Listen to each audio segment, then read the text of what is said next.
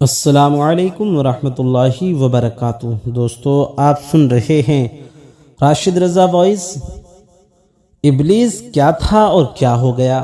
اللہ تبارک و تعالیٰ کی نافرمانی ابلیس نے کی تو وہ ابلیس ہو گیا۔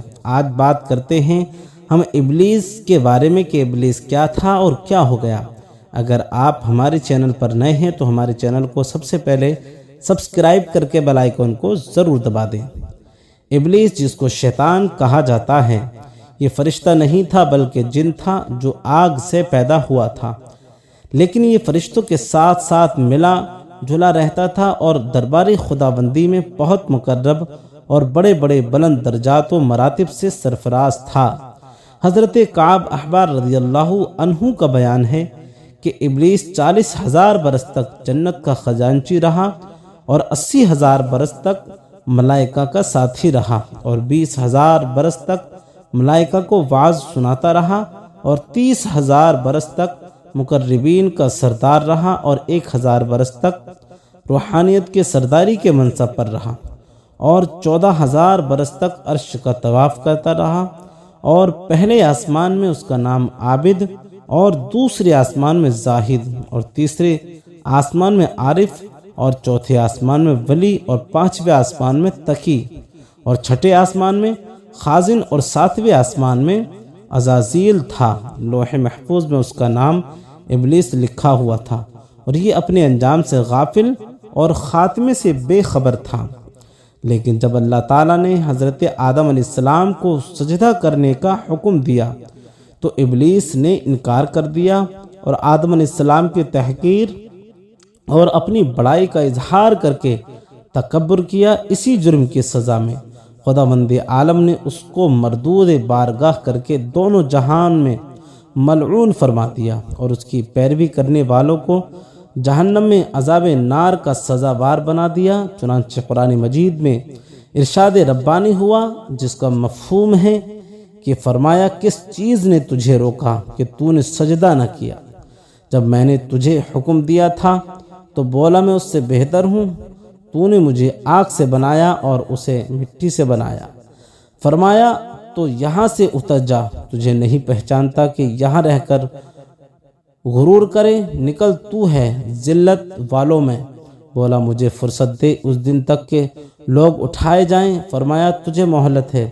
بولا تو قسم اس کی کہ تو نے مجھے گمراہ کیا، میں ضرور تیرے سیدھے راستے پر ان کی طاق میں بیٹھوں گا، پھر ضرور میں ان کے پاس آؤں گا، ان کے آگے اور پیچھے اور داہنے اور بائیں سے، اور تو ان میں اکثر کو شکر گزار نہ پائے گا۔ فرمایا یہاں سے نکل جا، رد کیا گیا، راندہ ہوا، اور ضرور جو ان میں سے تیرے کیے پر چلا میں تم سب سے جہنم بھر دوں گا۔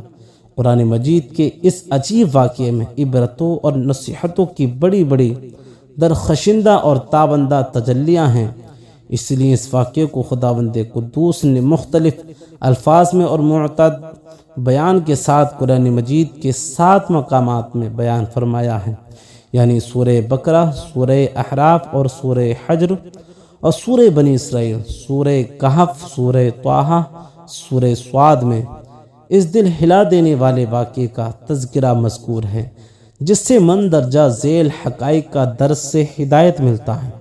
نمبر 1، اس سے ایک بہت بڑا درس ہدایت تو یہ ملتا ہے کہ کبھی ہرگز اپنی عبادتوں اور نیکیوں پر گھمنڈ اور غرور نہیں کرنا چاہیے، اور کسی گناہگار کو اپنی مغفرت سے کبھی مایوس نہیں ہونا چاہیے، کیونکہ انجام کیا ہوگا اور خاتمہ کیسا ہوگا عام بندوں کو اس کی کوئی خبر نہیں ہے، اور نجات و فلاح کا دار و مدار حقیقت میں خاتمہ بالخیر پر ہی ہے۔ بڑے سے بڑے عابد اگر اس کا خاتمہ بالخیر نہ ہوا تو وہ جہنمی ہوگا، اور بڑے بڑے گناہگار اگر اس کا خاتمہ بالخیر ہو گیا تو وہ جنتی ہوگا۔ دیکھ لو ابلیس کتنا بڑا عبادت گزار اور کس قدر مقرب بارگاہ تھا، اور کیسے کیسے مراتب دور درجات کے شرف سے سرفراز تھا، مگر انجام کیا ہوا کہ اس کی ساری عبادتیں غارت و وقار ہو گئیں اور وہ دونوں جہان میں ملعون ہو کر عذاب جہنم کا حقدار بن گیا، کیونکہ اس کو اپنی عبادتوں اور بلندیاں درجات پر غرور اور تکبر ہو گیا تھا، مگر وہ اپنے انجام اور خاتمے سے بالکل بے خبر تھا۔ حدیث شریف میں ہے کہ ایک بندہ اہل جہنم کے اعمال کرتا رہتا ہے حالانکہ وہ جنتی ہوتا ہے، اور ایک بندہ اہل جنت کے عمل کرتا رہتا ہے حالانکہ وہ جہنم میں ہوتا ہے۔ انما الاعمال بالخواتیم، یعنی عمل کا اعتبار خاتموں پر ہے۔ خداوند کریم ہر مسلمان کو خاتمہ بالخیر کی سعادت نصیب فرمائے اور برے انجام اور برے خاتمے سے محفوظ رکھے۔